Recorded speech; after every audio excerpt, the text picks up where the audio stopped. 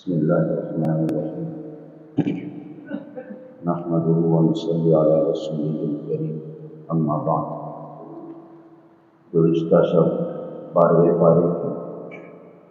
دوسرے پاؤں سے تلاوت کی گئی اور 13ویں پارے کے نصف تک اختتام ہوا ہے۔ ابتداً مختلف قوموں کا تذکرہ کیا گیا ہے۔ قوم عاد ہے، قوم سمود ہے، قوم شعیب ہے، مختلف نبیوں کی قوموں کا تذکرہ ہے، اور پھر مستقلاً 19ویں پارے میں اللہ تعالیٰ نے دوبارہ ان قوموں کا تذکرہ فرمایا ہے۔ درمیان میں حضرت ابراہیم علیہ السلام کا ایک واقعہ اللہ نے ذکر فرمایا،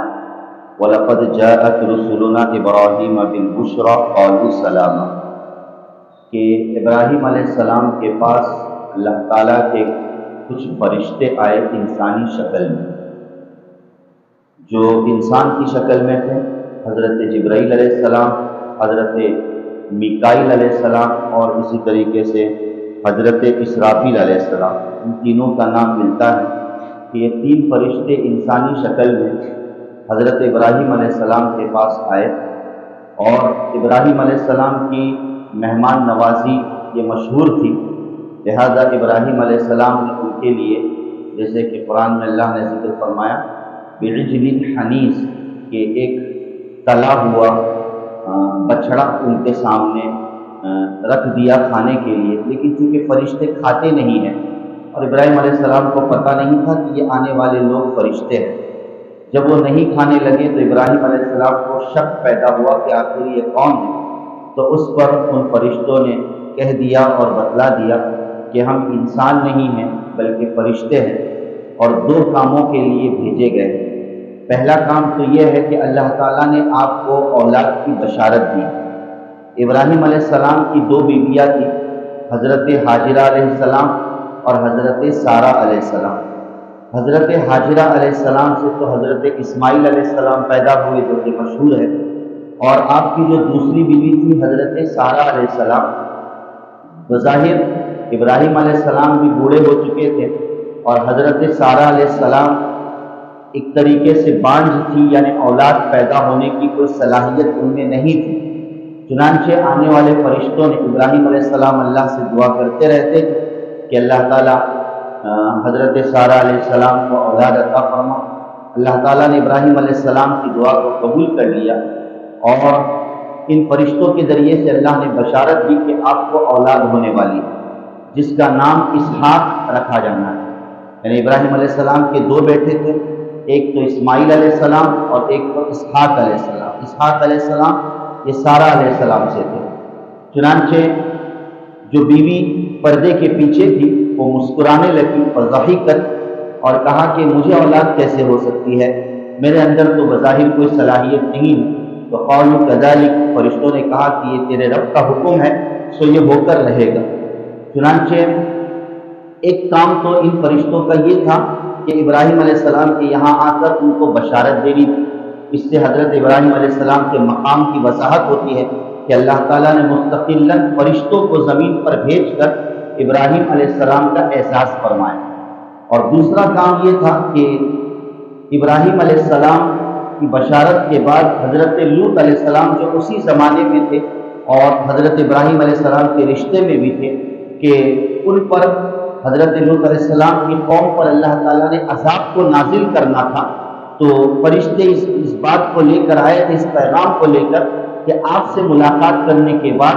حضرت لوط علیہ السلام کے پاس جانا ہے اور انہیں بتلانا ہے کہ اللہ تعالیٰ نے آپ کی قوم کو ہلاک کرنے کا فیصلہ فرمایا۔ جب یہ چیز سنے ابراہیم علیہ السلام تو ڈر گئے۔ ان ابراہیم لأواہ حلیم، ابراہیم علیہ السلام بہت گریہ زاری کرنے لگے، رونے لگے، اور اللہ تعالیٰ سے مناجات کرنے لگے کہ اللہ لوط علیہ السلام کی قوم کو معاف کر دے، کیونکہ نبی تھے اور ہر نبی کے دل میں جذبہ رحم ہوتا تھا۔ چنانچہ اللہ تعالیٰ سے دعا کرنے لگے، تو فرشتوں نے کہا کہ اے ابراہیم، یا ابراہیم اعرض عن ھذا قد جاء امر ربک، اللہ کا فیصلہ آ چکا ہے، آپ اس موضوع کو چھوڑ دیجیے کیونکہ اللہ نے فیصلہ کر دیا۔ چنانچہ وہ فرشتے حضرت لوط علیہ السلام کے پاس گئے اور وہاں بھی انسانی شکل میں گئے۔ لوط علیہ السلام نے پہلے پہچانا نہیں، اور لوط علیہ السلام کی قوم ایک گھناؤنے قسم کی بیماری میں اور گناہ میں مبتلا تھی۔ شرک اور بت پرستی تو اس قوم کے اندر تھی ہی، لیکن دوسری بیماری ان کے اندر یہ تھی کہ مرد کے ساتھ اپنی خواہشات کی تکمیل کیا کرتا تھا۔ لوط علیہ السلام انہیں بار بار سمجھاتے تھے کہ یہ غلط کام ہے، فطرت کے خلاف کام ہے، مگر قوم مانا نہیں کرتی تھی۔ کسی بھی خوبصورت مرد کو جب دیکھ لیتے تھے تو ایسی صورت میں وہ اپنی خواہشات کی اس سے تکمیل کیا کرتے تھے۔ چونکہ آنے والے یہ 3 فرشتے بھی ایک انسانی شکل میں، خوبصورت شکل میں آئے تھے، اور قوم کو پتہ چلا کہ یہ حضرت لوط علیہ السلام کے گھر میں کوئی خوبصورت مرد آئے ہیں، تو ان کے ساتھ بھی، یعنی ان فرشتوں کے ساتھ بھی گویا کہ اس قوم کے لوگوں نے ناپاک ارادہ ظاہر کر، ناپاک کام کرنے کا ارادہ ظاہر کیا۔ لوط علیہ السلام نے انہیں سمجھایا کہ ایسا نہ کرو، یہ غلط کام ہے، یہ میرے مہمان ہیں، میرے مہمان کے سامنے مجھے ذلیل اور رسوا نہ کرو۔ تو فرشتوں نے حضرت لوط علیہ السلام کو تسلی دی اور کہا کہ آپ گھبراؤ نہیں، ہم کوئی انسان نہیں ہے بلکہ ہم فرشتے ہیں، اور اللہ تعالیٰ نے اس قوم کی ہلاکت کا وعدہ اور فیصلہ دے کر ہمیں بھیجا ہے۔ چنانچہ اللہ تعالیٰ نے اس قوم کو ہلاک کر دیا اس طور پر کہ آسمان سے پتھر برسائے گئے، مصومۃ عند ربک، کہ آسمان پر نشان کیے ہوئے مخصوص قسم کے پتھر برسائے گئے، اور مزید یہ کہ جس زمین پر وہ رہتے تھے اس زمین کو ان کے اوپر الٹا پلٹ دیا گیا۔ اس طرح اللہ تعالیٰ نے اس قوم کا، یعنی قوم لوط کا، اللہ تعالیٰ نے خاتمہ کر دیا۔ یہ اصل قوم مکۃ المکرمہ سے کچھ، یعنی حرمین شریفین اور مکۃ المکرمہ عرب سے کچھ فاصلے پر یہ قوم آباد تھی۔ چنانچہ اس واقعے کو ذکر کرنے کا مقصد یہ تھا، اللہ تعالیٰ بتلانا چاہتے تھے کفار اور مشرکین کو کہ یہ جو قوم لوط کا جو راستہ اور مسکن ہے، جو تمہارے نزدیک اور قریب ہی ہے، آتے جاتے تم دیکھتے رہتے ہو، تو تمہیں بھی عبرت اور نصیحت حاصل کرنی چاہیے اس بات سے کہ جس طرح اللہ نے ان کو ہلاک کیا ہے تو اللہ تعالیٰ تم کو بھی ہلاک کرنے پر قادر ہے۔ تو اس طرح ہلاک شدہ قوموں کے تعلق سے تمہیں عبرت اور نصیحت حاصل کرنی چاہیے۔ اس کے بعد اللہ تعالیٰ نے آگے ذکر فرمایا، وَلَا تَرْكَنُوا إِلَى الَّذِينَ ظَلَمُوا فَتَمَسَّكُمُ النَّارُ، کہ جو لوگ ظلم کرتے ہیں، ظالم ہوتے ہیں، تو آپ ان لوگوں کی طرف جھکیے گا نہیں، یعنی ان لوگوں کو سہارا نہ دیجیے گا، وگرنہ اللہ تعالیٰ تمہیں جہنم کا مستحق کر دے گا اور دوزخ کی آگ تمہیں پکڑ لے گی۔ یعنی انسان کا فقط ظلم اور گناہ سے بچنا کافی نہیں، بلکہ ظلم کا ارتکاب کرنے والوں سے بے تعلقی برتنا، ان کی صحبت میں نہ رہنا، یہ بھی قرآن ہمیں اس بات کی تعلیم دیتا ہے کہ جو ظالم لوگ ہیں، چاہے ان کا ظلم کیسا بھی ہو، اسلام کے خلاف ظلم ہو اور اسلام کے اعتبار سے ظلم ہو یا کسی بھی اعتبار سے ظلم ہو، تو ان لوگوں سے اپنے آپ کو دور رکھنا ہے۔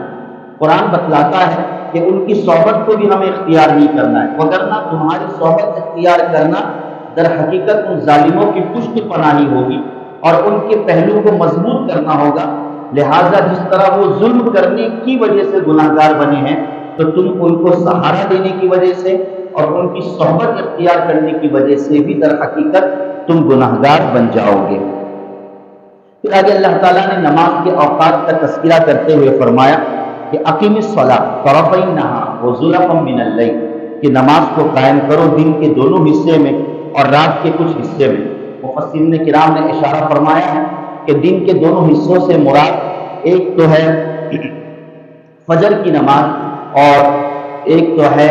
بالکل مغرب کی نماز ہے۔ دو نمازوں کا اللہ تعالیٰ نے تذکرہ فرمایا۔ وزلفا من اللیل سے عشاء کی نماز مراد لی گئی ہے۔ اس طریقے سے 3 نمازوں کا تذکرہ، اور بعضوں نے کل 5 نمازوں کو اس میں اس طور پر داخل کیا کہ طرفی نہار کے اندر ظہر عصر کو داخل کر دیا گیا ہے، اور زلفا من اللیل کے اندر مغرب، عشاء اور فجر جو رات میں پڑھی جاتی ہے ان نمازوں کو داخل کر دیا گیا ہے۔ اور پھر اس کے بعد اللہ نے فرمایا کہ ان الحسنات یذہبن السیئات، کہ نماز کو قائم کرنا یقیناً نماز بڑی نیکی ہے، کہ نیکیوں کو کرنا یہ برائیوں کو ختم کر دے۔ نیکیوں کے اندر ایسا پاور ہوتا ہے کہ اللہ تعالیٰ خود بخود برائی کا خاتمہ کر دیتا ہے۔ اس لیے انسان کے جتنے بھی چھوٹے گناہ ہوتے ہیں، گناہ صغیرہ، اللہ تعالیٰ ایسے ہی بغیر توبہ کے انشاءاللہ نیکیوں کی برکت سے اسے معاف کر دے۔ اس لیے ہمارے پاس نیکیوں کا ذخیرہ زیادہ ہونا چاہیے، تاکہ کم سے کم ان نیکیوں کے ذخیرے کی بنا پر جو ایسے چھوٹے گناہ اور صغیرہ گناہ بسا اوقات ان کی طرف توبہ کی توفیق بھی نہیں ہوتی اور ان کی طرف دھیان اور توجہ بھی نہیں جاتی، اللہ تعالیٰ ان نیکیوں کی برکت سے ان گناہوں کا خاتمہ کر دے۔ آگے چل کر اللہ تعالیٰ نے 12ویں پارے میں سورہ یوسف کا تذکرہ فرمایا ہے، جو بارہا ہم سنتے رہتے ہیں۔ سورہ یوسف یہ احسن القصص، قرآن کریم کی تمام صورتوں میں، یا کہہ لیجیے کہ تمام اللہ تعالیٰ نے جو قصے بیان فرمائے ہیں، یا دنیا میں جو بھی قصے رونما ہوئے ان کا یہ قصہ یوسف ہے، جس کو قرآن کریم نے احسن قصص قرار دیا ہے۔ اور اس کی شان یہ ہے کہ آپ دیکھو کہ قرآن کریم میں موسیٰ علیہ السلام کے واقعے کا بار بار تذکرہ ہے، ابراہیم علیہ السلام کے واقعے کا بار بار تذکرہ ہے، مختلف نبیوں کے واقعے کا بار بار موقع اور مصلحت کے اعتبار سے تذکرہ ہے۔ لیکن قصہ یوسف، حضرت یوسف علیہ السلام کا قصہ پورے قرآن کریم میں صرف ایک ہی جگہ پر ہے، اور پوری ایک ترتیب کے ساتھ، یعنی اللہ تعالیٰ نے اس سورہ یوسف کے اندر پورا مکمل حضرت یوسف علیہ السلام کا واقعہ اللہ نے ذکر فرمایا، اور پھر کہیں بھی اللہ نے ذکر نہیں فرمایا پورے قرآن، جس کا پس منظر یہ ہے کہ یہودیوں نے مشرکین سے کہا کہ اگر یہ نبی برحق ہے تو ان سے پوچھو کہ یوسف علیہ السلام کا کیا واقعہ ہے، کیونکہ یوسف علیہ السلام بہت پہلے کے نبی کریم صلی اللہ علیہ وسلم اور یوسف علیہ السلام کے زمانے میں بہت بڑا انتر ہے اور بہت بڑا گیا کہ فرق ہے۔ تو یہودیوں نے مشرکین سے کہا کہ اگر یہ سچے نبی ہوگے تو بتلا دے گے، کیونکہ یہودیوں کی کتاب میں حضرت یوسف علیہ السلام کا واقعہ موجود تھا، لہٰذا اللہ تعالیٰ نے ان کے اس سوال پر، اس موقع پر یہ سورت پوری نازل فرمائی اور بتلا دیا کہ کتنا بہترین حضرت یوسف علیہ السلام کا واقعہ ہے، اور اس واقعے کے وقت نبی کریم صلی اللہ علیہ وسلم موجود نہیں تھے، لیکن اس کے باوجود پورے واقعے کو نبی کریم صلی اللہ علیہ وسلم قرآن کی روشنی میں پیش کر رہے ہیں، تو اس سے آپ کا نبی ہونا بھی واضح ہو جاتا ہے، اور برحق بات واضح ہو جاتی ہے کہ نبی صلی اللہ علیہ وسلم اپنی ذات سے کوئی چیز نہیں بتلاتے ہیں، بلکہ اللہ تعالیٰ کے بتلانے پر نبی کریم صلی اللہ علیہ وسلم بات کو پیش کرتے ہیں۔ حضرت یوسف علیہ السلام کا مختصر اجمالی واقعہ ہم سنتے چلے، اگرچہ اس میں بڑی تفصیل موجود ہے اور بڑی اس کے اندر حکمتیں اور مصلحتیں اور تدابیر موجود ہیں، لیکن یہ کہ اجمالی طور پر واقعہ قرآن کریم نے اس طور پر بھی پیش کیا ہے کہ یوسف علیہ السلام یہ یعقوب علیہ السلام کے بیٹے تھے، یعقوب علیہ السلام کے کیا تھے؟ بیٹے تھے، اور یعقوب علیہ السلام یہ حضرت اسحاق علیہ السلام کے بیٹے تھے، جیسے کہ ابھی بات آئی، اور اسحاق علیہ السلام یہ حضرت ابراہیم علیہ السلام کے بیٹے، یعنی اتنا گویا کہ باپ دادا یہ پورا سلسلہ نبیوں کا سلسلہ تھا۔ حضرت یوسف علیہ السلام حضرت یعقوب علیہ السلام کے بیٹے تھے۔ یعقوب علیہ السلام کی 2 بیویاں تھیں، اور ایک بیوی سے حضرت یعقوب علیہ السلام کے 10 بیٹے تھے۔ حضرت یعقوب علیہ السلام کے ایک بیوی سے 10 بیٹے تھے، اور دوسری بیوی سے حضرت یعقوب علیہ السلام کے 2 بیٹے تھے۔ اس اعتبار سے کل 12 اولاد حضرت یعقوب علیہ السلام کو اللہ تعالیٰ نے عطا فرمائی تھی۔ تو 2 بیٹے جو دوسری بیوی سے تھے، جس میں حضرت یوسف علیہ السلام کا تذکرہ آتا ہے، اور ان کے چھوٹے بھائی بنیامین کا تذکرہ آتا ہے۔ حضرت یوسف علیہ السلام بہت خوبصورت تھے، اور حدیث کے پیش نظر بعض روایتوں سے اس بات کا ثبوت ملتا ہے کہ اللہ تعالیٰ نے پوری آدھی دنیا کی خوبصورتی حضرت یوسف علیہ السلام کو عطا فرمائی تھی۔ اس حیثیت سے حضرت یوسف علیہ السلام بہت خوبصورت تھے، اور حضرت یعقوب علیہ السلام چونکہ نبی تھے، اپنے نبوی وراثت سے جان لیا تھا کہ میرا بچہ نبی بننے والا ہے، لہٰذا حضرت یعقوب علیہ السلام کا تمام اولاد کے مقابلے میں یوسف علیہ السلام کی طرف رجحان زیادہ تھا، اور ان کی دیکھ بھال زیادہ کیا کرتے تھے، اور یہ بات دیگر بھائیوں کو کھائی جاتی تھی کہ بھائی ہمارے ابا جان بس ایک ہی اولاد کی فکر کر رہے، اور اکثر و بیشتر سوتیلے بھائیوں کے درمیان کچھ اختلافات اور انتشار تو ہوتا ہی ہے اور جھگڑا ہوتا ہی ہے، چنانچہ وہ سوتیلے بھائی حضرت یوسف علیہ السلام کے تعلق سے حسد اور کینہ اور بغض اپنے دلوں میں رکھا کرتے تھے، اور یہ بغض اور حسد اتنا آگے بڑھ گیا کہ انہوں نے حضرت یوسف علیہ السلام کو راستے سے ہٹانے کا ارادہ ظاہر کیا، اور اس سے پہلے حضرت یوسف علیہ السلام نے جو ایک خواب دیکھا تھا، اس خواب کا تذکرہ اپنے والد صاحب حضرت یعقوب علیہ السلام سے کر دیا۔ خواب کیا دیکھا تھا؟ جو اللہ تعالیٰ نے پہلی ہی سورت کی ابتدا میں ذکر فرمایا کہ رأیت احد عشر کوكبا والشمس والقمر رأیتهم لی ساجدین، کہ اے ابا میں نے خواب میں یہ دیکھا کہ 11 ستارے سیارے مجھ کو سجدہ کر رہے ہیں اور سورج اور چاند مجھ کو سجدہ کر رہے ہیں۔ یہ ایک خواب دیکھا تو والد صاحب چونکہ یعقوب علیہ السلام نبی تھے، نبوی فراست سے جان لیا کہ ایک بہت بڑا مقام میرے بچے کا ہونے والا ہے، چنانچہ کہا کہ سنو میں تم کو ایک نصیحت یہ کرتا ہوں کہ اس خواب کا تذکرہ اپنے بھائیوں سے مت کرنا، چونکہ یعقوب علیہ السلام جانتے تھے کہ میرے دیگر اولاد یوسف علیہ السلام سے جلتے ہیں اور حسد رکھتے ہیں، اس لیے یہ واقعہ ان سے نہ پیش کرنا، اس لیے کہ حاسد کے سامنے جتنی نعمتوں کا اظہار کیا جائے تو حاسد اتنا ہی گویا کہ حسد میں کیا ہوتا ہے زیادہ مبتلا ہوتا ہے۔ چنانچہ بھائیوں نے یہ مشورہ کیا کہ کس طریقے سے یوسف علیہ السلام کو راستے سے ہٹا دیا ہے۔ تو کوئی کہتا ہے کہ حضرت یوسف علیہ السلام کو قتل کیا جائے، کوئی کہتا ہے کہ سولی پر چڑھا دیا جائے وغیرہ وغیرہ۔ ان 10 بھائیوں میں جو سب سے بڑا بھائی تھا، بعض روایتوں کے پیش نظر ان کا نام یہوذا ملتا ہے، تو چونکہ کچھ ان کے دل میں ایک رحم تھا اور اپنے بھائی حضرت یوسف علیہ السلام کے تعلق سے کچھ نہ کچھ محبت، اس لیے انہوں نے یہ مشورہ دیا یہوذا نے کہ دیکھو لا تقتلوا یوسف کو قتل نہ کرو، تمہارا مقصد صرف اتنا ہی ہے کہ ابا جان کی محبت تمہارے لیے خالص ہو جائے اور یوسف علیہ السلام راستے سے ہٹ جائے، تو ہم یہ کام کرتے ہیں کہ یوسف علیہ السلام کو کسی کنویں کے اندر، جنگل میں کوئی کنواں ہوگا، اس کنویں کے اندر چھوڑ دیتے ہیں، تو معاملہ ان کا جو بھی ہوگا وہ آگے ہو جائے گا اور ہم یوسف علیہ السلام کو قتل بھی نہیں کریں گے۔ تو بھائی حضرت یہوذا کی اس بات کو مان لیتے ہیں، مشورے کو مان لیتے ہیں۔ اب ابا جان سے کیا کہے یعقوب علیہ السلام سے، چنانچہ سب بھائی کی ٹولی اور جماعت حضرت یعقوب علیہ السلام کی خدمت میں حاضر ہوتی اور کہتی کہ ابا جان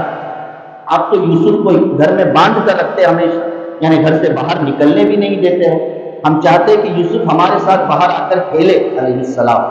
چنانچہ والد صاحب بظاہر ابتداءً تو تیار نہیں تھے، لیکن بچوں کے اصرار پر حضرت یوسف علیہ السلام کو کھیلنے کے لیے باہر بھیج دیا۔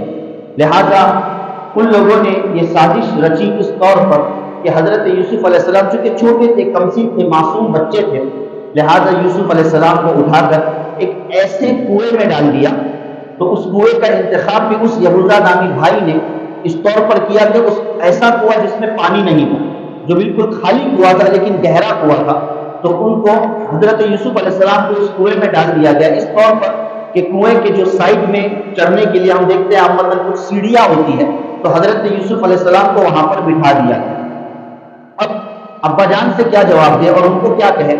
چنانچہ ان لوگوں نے یہ تدبیر اختیار کی کہ یوسف علیہ السلام کی قمیص، ان کے شرٹ کو نکالا، ایک بکری ذبح کی اور اس کے خون کو شرٹ کو لگا دیا، لٹ پٹ کر دیا، اور رات کے وقت چونکہ عشاء، قرآن کریم نے عشاء کا وقت بتلایا ہے کہ وَجَاءُوا أَبَاهُمْ عِشَاءً يَبْكُونَ، رات کے وقت روتے روتے اپنے ابا کے پاس آ گئے، یعقوب علیہ السلام کے پاس روتے روتے آ گئے، چونکہ اندھیرا تھا، آنکھوں سے آنکھیں ملانے کا مسئلہ نہیں، چونکہ نبی تھے، جانتے تھے کہ وہ جان سکتے تھے ہماری آنکھوں میں آنکھ ڈال کر کے میرے بچے جھوٹ بول رہے ہیں، تو رات میں چونکہ آنکھ نہیں ملا سکتے، آنکھ چرا کر بات کی جا سکتی ہے، اس لیے رات کا موقع انہوں نے تلاش کیا اور یعقوب علیہ السلام کے سامنے آئے اور کہا کہ ابا جان معاملہ ایسا ہوا کہ نستبق وترکنا یوسف عند متاعنا فاکلہ الذئب، کہ ہم ریسنگ کر رہے تھے، دوڑ رہے تھے، اور یوسف علیہ السلام چونکہ چھوٹے تھے تو ہم نے اپنے سامان کے پاس یوسف علیہ السلام کو رکھ دیا، مگر اچانک اللہ کا کرنا ایسا ہوا کہ ایک بھیڑیا آ گیا اور یوسف علیہ السلام کو اس نے چیر پھاڑ کر کے کھا گیا۔ اور بطور دلالت اور ریفرنس اور دلیل کے انہوں نے شرط پیش کیا کہ دیکھیے یوسف علیہ السلام کا شرط جو خون سے لت پت ہے۔ یعقوب علیہ السلام نے جب اس شرط کو دیکھا اور قمیص کو دیکھا تو کہا کہ تمہاری چوری پکڑی گئی ہے، اس طور پر کہ بظاہر وہ قمیص کوئی پھٹی ہوئی تو محسوس نہیں ہو رہی، ظاہر ہے کہ جب کوئی جانور کسی پر حملہ کرتا ہے تو اتنا باادب جانور تو نہیں ہوتا ہے کہ سامنے والے کو کہے گا کہ پہلے اپنے کپڑے اتاریے گا تاکہ مجھے تم پر حملہ کرنا ہے، ظاہر ہے کہ وہ چیر پھاڑ کرے گا جس کی وجہ سے شرٹ اور قمیص کپڑے تو پھٹ جائے گے، لیکن یوسف علیہ السلام کا کپڑا کچھ پھٹا ہوا نہیں تھا، تو چور کی داڑھی میں تنکا بظاہر محسوس ہو گیا، لیکن چونکہ اللہ تعالیٰ کی طرف سے یعقوب علیہ السلام پر اللہ تعالیٰ نے صبر ڈال دیا تھا اور آگے کچھ اور بہتر بات ہونی تھی، اس لیے یعقوب علیہ السلام نے اس کی تحقیق اور تفتیش نہیں کی اور معاملے کو اللہ کے سپرد اور اللہ کے حوالے کر دیا۔ فصبر جمیل واللہ المستعان علی ما تصفون۔ وہاں اللہ کا کرنا یہ ہوا کہ یوسف علیہ السلام جو کنویں کے منڈیر پر بیٹھے ہوئے تھے، ایک قافلہ وہاں سے جا رہا تھا، انہیں پانی کی ضرورت محسوس ہوئی تو انہوں نے فَأَدْلَا دَلْوَا اپنی ڈول کو، اپنی بکیٹ کو اندر ڈال دیا تاکہ پانی کو کھینچ سکے۔ میں صرف اجمالی واقعہ پیش کر رہا ہوں، وگرنہ اللہ کی قسم سورہ یوسف کے ایک ایک لفظ میں بڑی حکمتیں اور بڑی تدابیر چھپی ہوئی ہے جس کے لیے کافی وقت درکار ہے۔ چنانچہ جب انہوں نے اپنی ڈول اس کے اندر ڈال دی تو یوسف علیہ السلام اسی ڈول کے اندر بیٹھ گئے، اور وہ جب کسی نے کھینچا تو کھینچ کر دیکھا کہ ایک بچہ اس ڈول کے اندر ہے تو اس نے چلانا شروع کر دیا، یا بشرا ھذا غلام، خوشخبری سنو یہ تو ایک بچہ نکل آیا۔ اب چونکہ قافلے والے تھے، اس وقت ظلم بہت زیادہ چلتا تھا اور انسانوں کو بیچا جاتا تھا، تو ان کو ایک گویا کہ ایک بہت بڑی شخصیت ہاتھ میں آگے، ویسے بھی یوسف علیہ السلام خوبصورت تھے، انہوں نے خیال کیا کہ چلو بازار میں جا کر یوسف علیہ السلام کو بیچ دیں گے، کیونکہ غلاموں کا دور تھا اس موقع پر، لہٰذا یوسف علیہ السلام کو بازار میں بیچا گیا اور بدراہیم معدودہ، بہت ہی مخصوص دراہیم اور بہت ہی محدود قیمت میں حضرت یوسف علیہ السلام کو بیچ دیا گیا۔ بیچنے کے بعد پتہ چلا کہ حضرت یوسف علیہ السلام کو کوئی اور شخص نہیں خریدتا ہے، بلکہ اس وقت کا جو وزیر خزانہ جو ہوتا ہے، عزیز مصر ہوتا ہے وزیر خزانہ، وہ حضرت یوسف علیہ السلام کو خرید لیتا ہے۔ سمجھ لیں، وہ حضرت یوسف علیہ السلام کو کیا کر لیتا ہے؟ خرید لیتا ہے، جو اس وقت کا بڑا بادشاہ مانا جاتا ہے۔ تو یوسف علیہ السلام کو اپنے دربار میں لے آتا ہے اور دربار میں لے آنے کے بعد حضرت یوسف علیہ السلام کی پرورش کرتا ہے، اچھی طریقے سے پرورش کرتا ہے، کیونکہ چھوٹے تھے حضرت یوسف علیہ السلام، اور اسی کی ایک بیوی تھی جس کا یہودی کتابوں کے اندر، قرآن اور حدیث میں بظاہر اس کا نام موجود نہیں ہے، لیکن یہودیوں کی کتابوں کے اندر اس کا نام زلیخا پایا جاتا ہے، واللہ اعلم بالصواب۔ ولما بلغ اشدہ واستوى آتیناہ حکما وعلم، کہ بہرحال جب حضرت یوسف علیہ السلام کچھ جوانی کی عمر کو پہنچ گئے تو ان کی خوبصورتی میں اور مزید اضافہ ہو گیا، تو اس موقع پر خود اس عورت نے، جس عورت نے حضرت یوسف علیہ السلام کی پرورش کی تھی، باقاعدہ حضرت یوسف علیہ السلام کو سہارا دیا تھا، اب خود اس عورت کی نگاہ میں خیانت آ گئی اور حضرت یوسف علیہ السلام کے ساتھ ناپاک ارادہ کرنے کا دل میں خیال کیا کہ بھئی حضرت یوسف علیہ السلام کے ساتھ ناپاک کام کیا جائے۔ چنانچہ اس موقع پر اس نے پورے محل کے درباریوں کو چھٹی دے دی اور محل کے جو مختلف دروازے تھے ان کو قفل اور تالا لگا دیا، اور حضرت یوسف علیہ السلام سے کہا کہ حی طلب، کہ میرے قریب آ جاؤ اور میری خواہش کو تم پوری کرو۔ چونکہ یوسف علیہ السلام اس وقت اللہ کے نبی بن چکے تھے، اللہ تعالیٰ نے حضرت یوسف علیہ السلام کو نبوت عطا فرما دی تھی، لہذا ان کے زبان سے فوری طور پر یہ الفاظ جاری ہوتے ہیں، قال معاذ اللہ، کہ انہ ربی احسن مثوائی انہ لا یفلح الظالمون، کہ نہیں ایسا ہو ہی نہیں سکتا، اللہ کی پناہ اتنا غلط کام میں کروں، اور دوسری طرف یہ کہ جس آقا نے مجھ کو پالا ہے، پرورش کی ہے، اسی آقا کے ساتھ میں خیانت کروں، ایسا ہو نہیں سکتا، میں یہ کام ہرگز نہیں کروں گا۔ اور یہ کہہ کر حضرت یوسف علیہ السلام بھاگنے لگے اور دور ہونے لگے۔ اللہ کا کرنا یہ ہوا کہ جتنے بھی قفل لگے تھے اور تالے لگے تھے، سارے دروازے خود بخود کھلتے چلے گئے، حتیٰ کہ جو صدر دروازہ تھا جہاں سے محل سے باہر نکلا جا سکتا تھا، جب اس صدر دروازے پر حضرت یوسف علیہ السلام پہنچے اور پیچھے زلیخا دوڑ رہی تھی اپنی ہوس اور اپنی چاہت کو پورا کرنے کی خاطر، تو جیسے ہی صدر دروازہ کھولا جاتا ہے تو اس عورت کا شوہر یعنی وہ عزیز مصر وہاں پر موجود تھا، اور اب عورت نے اپنی پوری تدبیر کو چینج کر دیا اور کہا کہ یوسف علیہ السلام نے میرے ساتھ ناپاک ارادہ ظاہر کیا اور میری عزت پر ہاتھ ڈالنے کی کوشش کی، حالانکہ معاملہ بالکل کیا تھا؟ برعکس تھا۔ اللہ نے کرنا یہ ہوا، حضرت یوسف علیہ السلام کا معجزہ یہ ظاہر ہوا کہ قریب میں ایک چھوٹا بچہ جو گہوارے میں سویا ہوا تھا، جو بول نہیں سکتا تھا، بھائی جھولے میں بچہ کیسے بول سکتا ہے، تو اس بچے نے حضرت یوسف علیہ السلام کی شہادت کی۔ یہ حضرت یوسف علیہ السلام کا معجزہ ہے، جو اللہ تعالیٰ نے قرآن کریم میں ذکر فرمایا۔ اس بچے نے کہا کہ پہلے تحقیق کرو، چھوٹا سا بچہ بول رہا ہے کہ تحقیق کرو کہ اگر حضرت یوسف علیہ السلام کی قمیص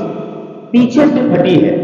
تو ایسی صورت میں یوسف علیہ السلام پاک دامن ہے اور یہ عورت بد چلن ہے، اور اگر یوسف علیہ السلام کی قمیص سامنے سے پھٹی ہے تو حضرت یوسف علیہ السلام پاک دامن نہیں ہے۔ چنانچہ جب دیکھا گیا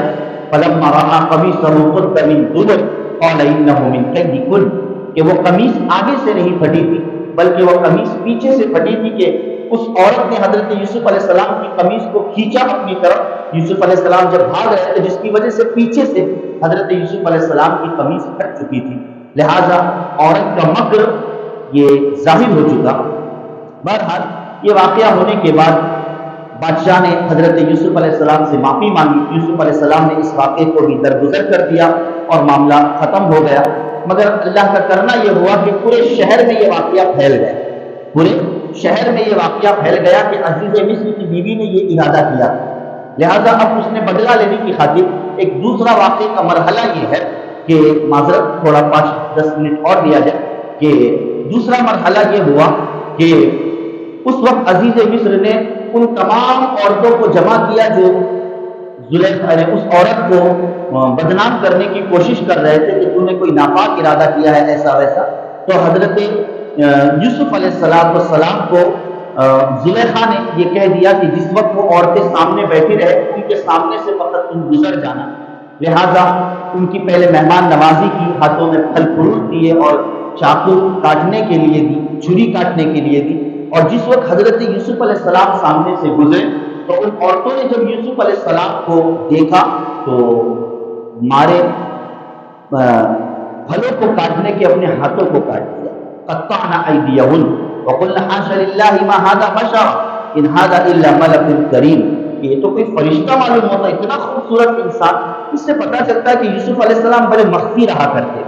وگرنہ عام جگہوں پر گھوما کرتے تھے تو عام عورتیں بھی دیکھ سکتی تھی، لیکن یوسف علیہ السلام گھر سے باہر نہیں نکلا کرتے تھے، مخصوص اپنے محل میں ہی رہا کرتے تھے۔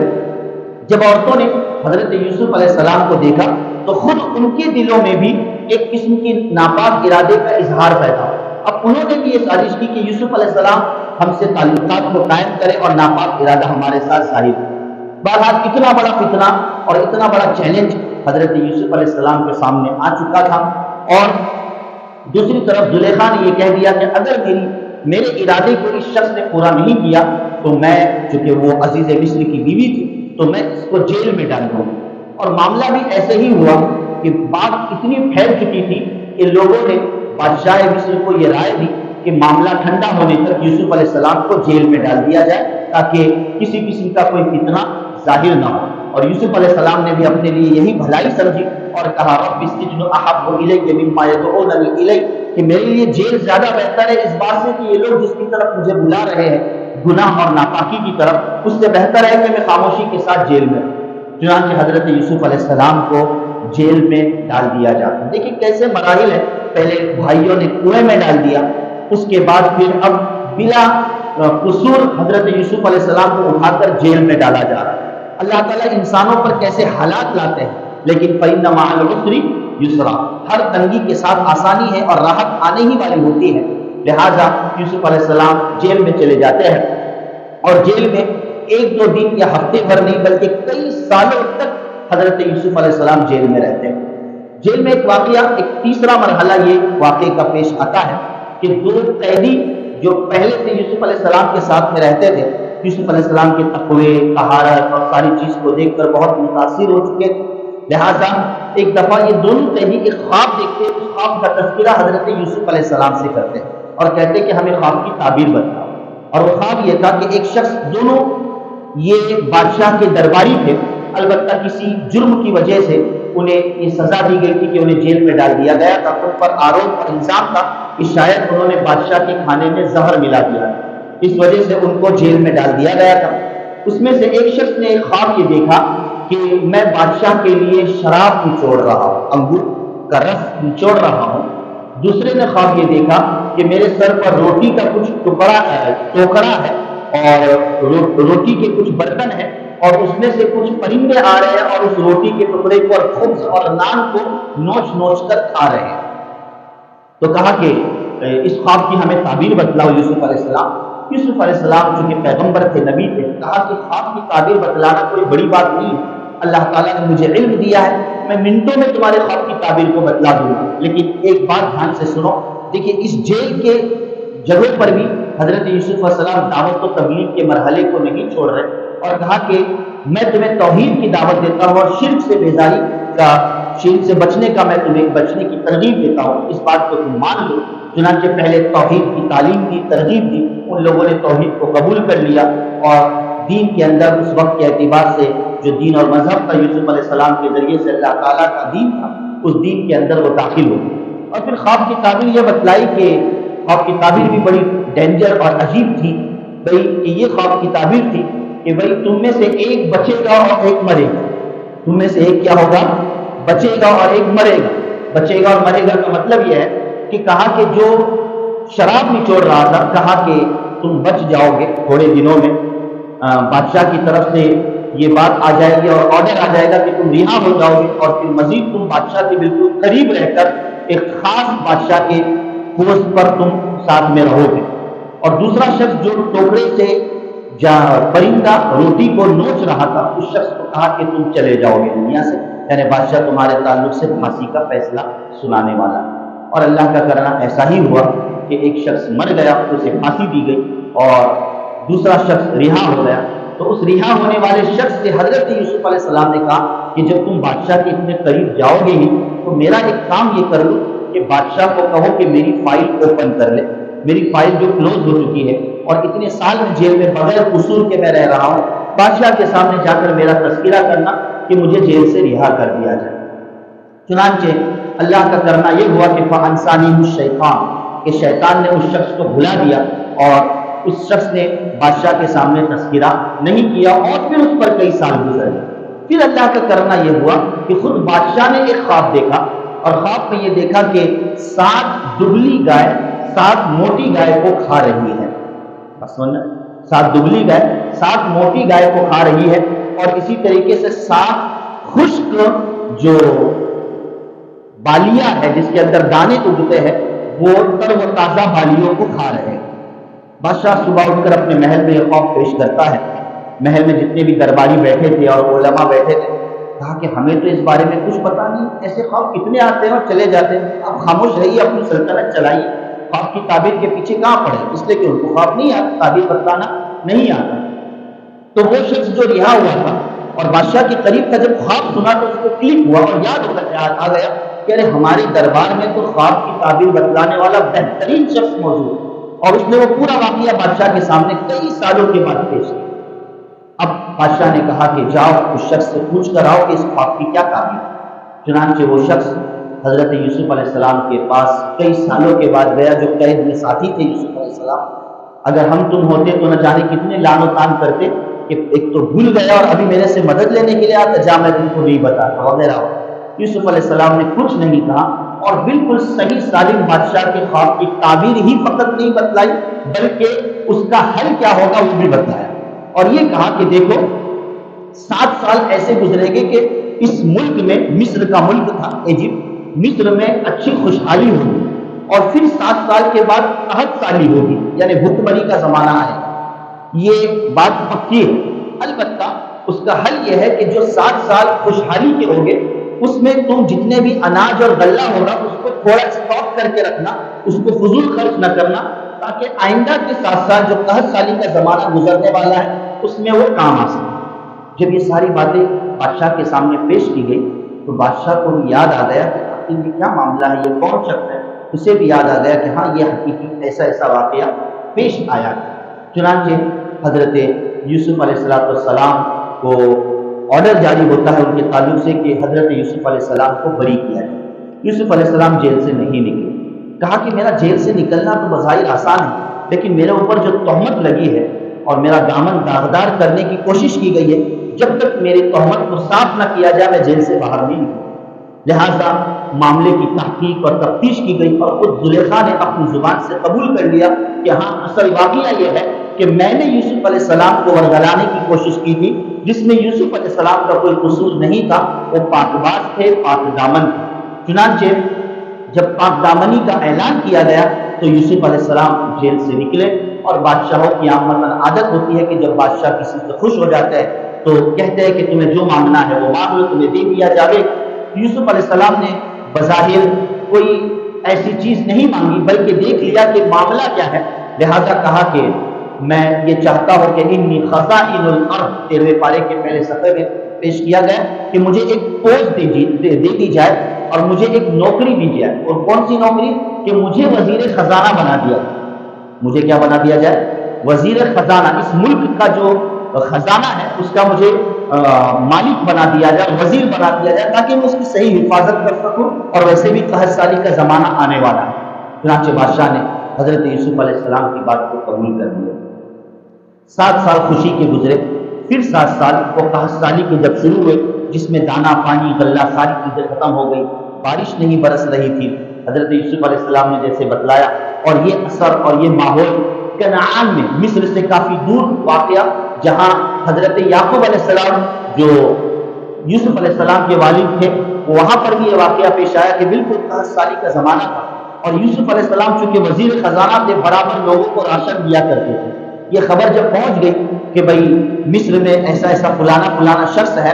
جو اس طریقے کا عدل و انصاف کا معاملہ کرتا ہے، چنانچہ یعقوب علیہ السلام دیکھے اللہ تعالیٰ کیسے ملا رہے ہیں اور کیسے خوشگواری کے ایام آنے والے ہیں۔ چنانچہ یہ بات یہ آئی کہ یعقوب علیہ السلام نے اپنی اولاد سے کہا کہ جاؤ، تم بھی جاؤ اور اس مصر کے بادشاہ سے خزانہ لے کر آؤ، اور یہ کہ راشن پانی لے کر آؤ تاکہ ہمارا گزارا ہو سکے۔ چنانچہ تمام بھائی وہاں چلے جاتے ہیں۔ وہاں جانے کے بعد حضرت یوسف علیہ السلام کو پہچانتے نہیں، چونکہ یوسف علیہ السلام جوان ہو چکے، مگر یوسف علیہ السلام جب اپنے بھائیوں کو دیکھتے ہیں تو فوراً پہچان جاتے ہیں۔ فوراً کیا کرتے ہیں؟ پہچان جاتے ہیں۔ لیکن اس موقع پر انہوں نے اپنے چھوٹے بھائی بنیامین کو ساتھ میں نہیں لایا تھا۔ یوسف علیہ السلام کے اندر ایک قسم کا ایک ہجان اور ایک خواہش پیدا ہوئی کہ میں اپنے چھوٹے بھائی کو دیکھوں، لیکن ان کے سامنے میں راز کیسے کھول سکتا ہوں؟ چنانچہ کہا کہ تم کتنے بھائی ہو؟ کہا کہ ہم 10 بھائی۔ تو تمہارے ساتھ اور بھی کوئی ہے؟ کہا کہ ہاں ہمارا ایک چھوٹا بھائی ہے جو نہیں آئے۔ کہا کہ جاؤ واپس چلے جاؤ، غلہ تو لے کر جاؤ، لیکن تمہارے چھوٹے بھائی کا غلہ تم کو نہیں دیا جائے گا جب تک کہ اس چھوٹے بھائی کو ساتھ میں نہیں لاؤ۔ لہذا دوسری دفعہ بنیامین کو جب لے جایا گیا